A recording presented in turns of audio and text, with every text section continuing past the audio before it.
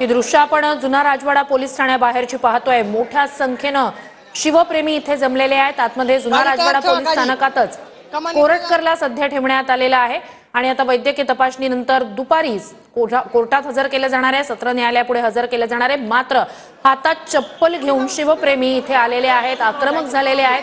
कोल्हापुरी हिसका दाखवायचा आहे म्हणूनच ही 9 नंबरची चप्पल आणल्याचं या शिवप्रेमींचं म्हणणं आहे। कोरटकरला थोड्याच वेळात कोर्टात हजर केलं जाईल आणि ही दृश्य आपण पाहतोय, जोरदार घोषणाबाजी शिवप्रेमींची।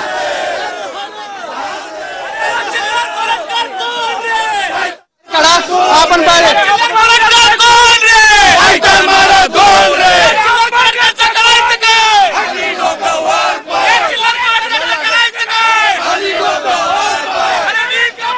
या ठिकाणी शिवप्रेमींकडून जो आहे आक्रमक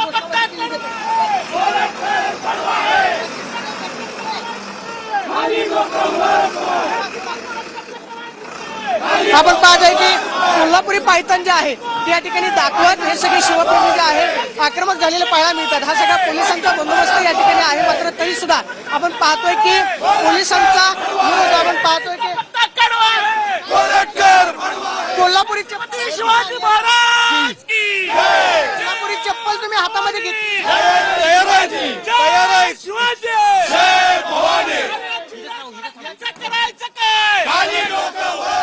आता कोल्हापुरी चप्पल दाखव।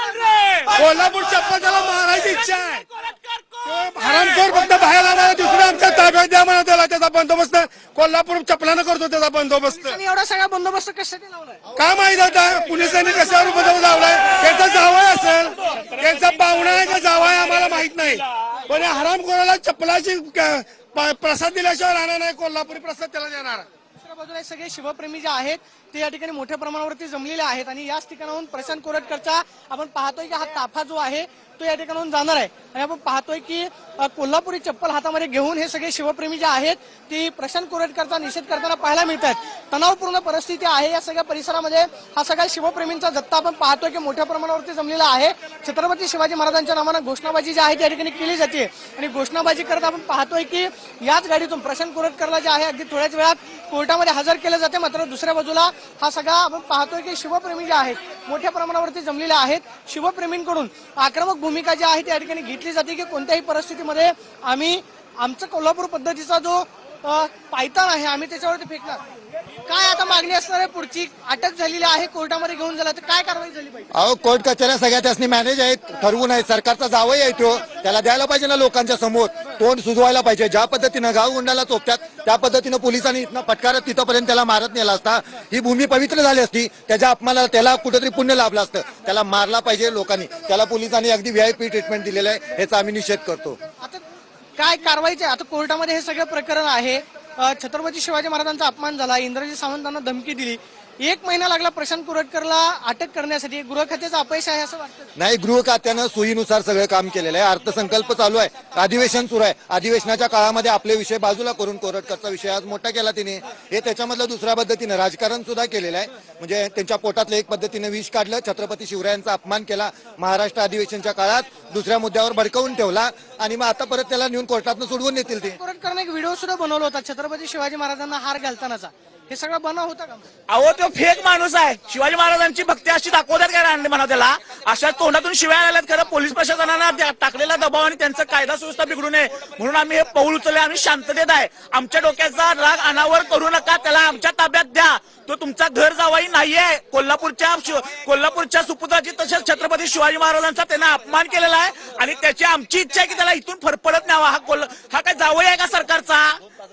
ज्याची धिंड गाढवावर न काढायची त्याला तुम्ही हत्तीवर बसून नेल्यासारखा हा प्रकार करायला लागलाय। हे कोल्हापूरकर कदापि आम्ही सहन करणार नाही। त्याला आमचा कोल्हापुरी आम्हाला हिसका दाखवायची पूर्णपणे इच्छा आहे आणि ती आमची इच्छा पूर्ण व्हावी एवढीच आमची अपेक्षा आहे। 1 महिना लागला प्रशांत कोरटकरला अटक करण्यासाठी।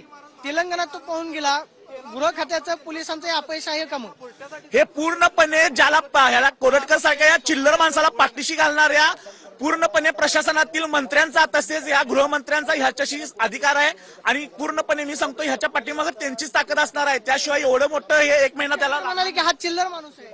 चिल्लरच आहे तो, चिल्लर नाही। पण प्रोटेक्शन दिलेलं होतं, प्रोटेक्शन मध्ये ठेवलेला माणूस पळून कसा जातोय? सुरुवातीला तर प्रोटेक्शन दिलेलं होतं, पहिल्या 2 दिवसामध्ये प्रोटेक्शन मध्ये ठेवलेलं होतं, घराच्या जवळ कुणाला येऊ देत नव्हते, त्याला प्रोटेक्शन होतं. आणि ज्या वेळेला गुन्हा दाखल झाला, हाच आरोपी प्रशांत कोरटकरचा आवाज आहे हे निष्पन्न झालं आणि त्याला गायब केला. हे ठरवून केलेलं आहे सगळं. कोल्हापूरकरांची मागणी काय आहे?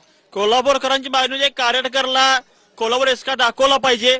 कोरटकरला त्याला जे शिव्या देतो, काय करतो, म्हणजे अपमान झालेला आहे. संभाजी महाराजांचा अपमान, शिवाजी महाराजांचा अपमान, राजाराम महाराजांचा अपमान आहे. तर कोल्हापूर एसका दाखवला, कोल्हापूर चपलाचा नंबर चपला एसका दाखवल्याशिवाय कोल्हापूरकरला शांत बसणार नाही. प्रशासन आमच्या ताब्यात द्यावं आणि त्याला याच्याबद्दल त्याला योग्य त्याच्यावर कारवाई करावी आणि त्याला फाशीची शिक्षा द्यावी.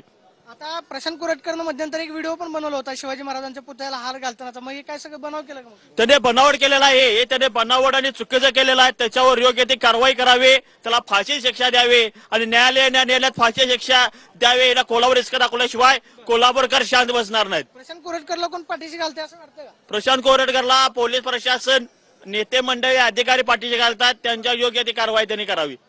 काय कोल्हापूरकर म्हणून काय वाटतं?